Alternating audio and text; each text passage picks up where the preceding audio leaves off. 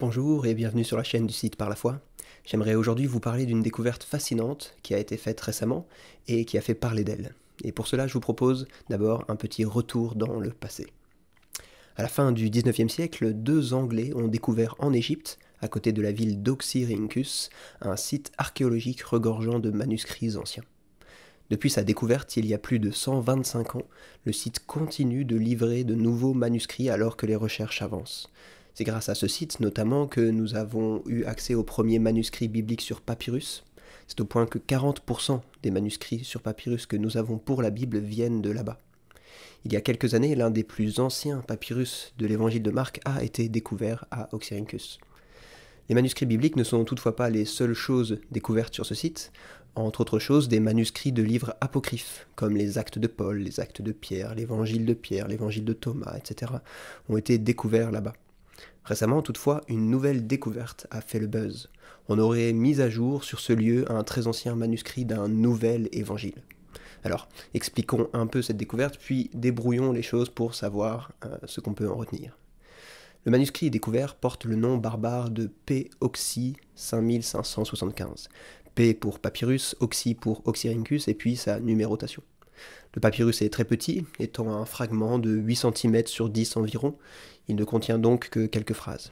Et justement, il contient des mots tirés de l'évangile de Luc et de Matthieu, mais aussi, et c'est là ce qui a fait parler de lui, des phrases qui semblent venir de l'évangile de Thomas, ou du moins qui se trouvent aussi dans cet évangile.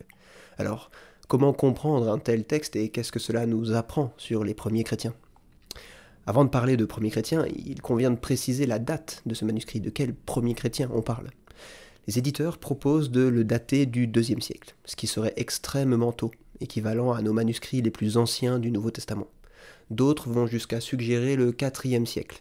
Quoi qu'il en soit, il s'agit d'un manuscrit ancien.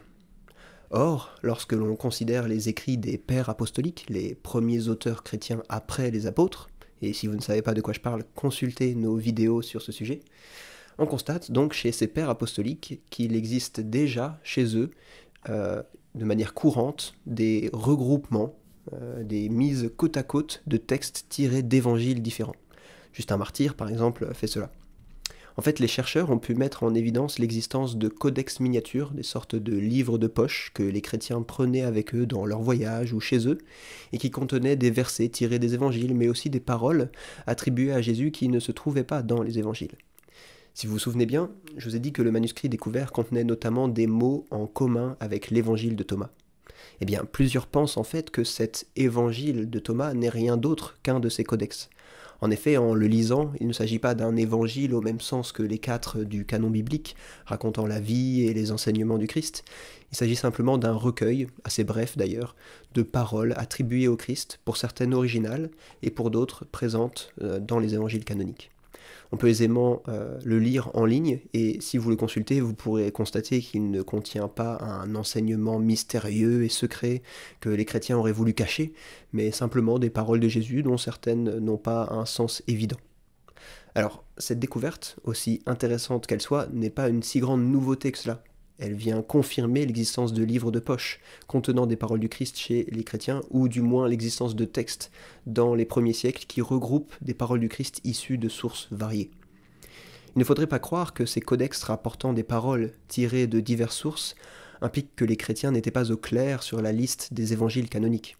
Ainsi, déjà au IIe siècle, Irénée, Papias, Justin Martyr, Théophile d'Antioche ou encore Clément d'Alexandrie affirment qu'il y a 4 évangiles de manière assez claire. Par exemple, saint Irénée déclare « Par ailleurs, il ne peut y avoir ni un nombre plus grand, ni un plus petit d'évangiles. En effet, puisqu'il existe 4 régions du monde dans lesquelles nous sommes, et 4 vents principaux, et puisque d'autre part l'Église est répandue sur toute la terre, et qu'elle a pour colonne et pour soutien l'Évangile et l'Esprit de vie, il est naturel qu'elle ait 4 colonnes qui soufflent de toutes parts l'incorruptibilité et rendent la vie aux hommes. D'où il apparaît que le Verbe, artisan de l'univers qui siège sur les chérubins et maintient toutes choses, lorsqu'il s'est manifesté aux hommes, nous a donné un évangile à quadruple forme, encore que maintenu par un unique esprit. C'est ainsi que David, implorant sa venue, disait « Toi qui sièges sur les chérubins, montre-toi » car les chérubins ont une quadruple figure, et leurs figures sont les images de l'activité du Fils de Dieu. Les chérubins sont des personnages de l'Ancien Testament, des êtres angéliques qui ont effectivement 4 faces, hein, 3 faces d'animaux et puis une face d'homme.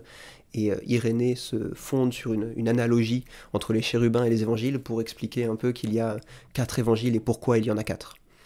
Clément d'Alexandrie, de son côté, qui affirme qu'il n'y a que 4 évangiles, cite pourtant avec approbation des extraits de l'évangile aux Hébreux, l'évangile aux Égyptiens et bien d'autres textes apocryphes, parce qu'il les juge utiles ou édifiants, et non pas parce qu'ils seraient dans l'incertitude sur les contours du canon.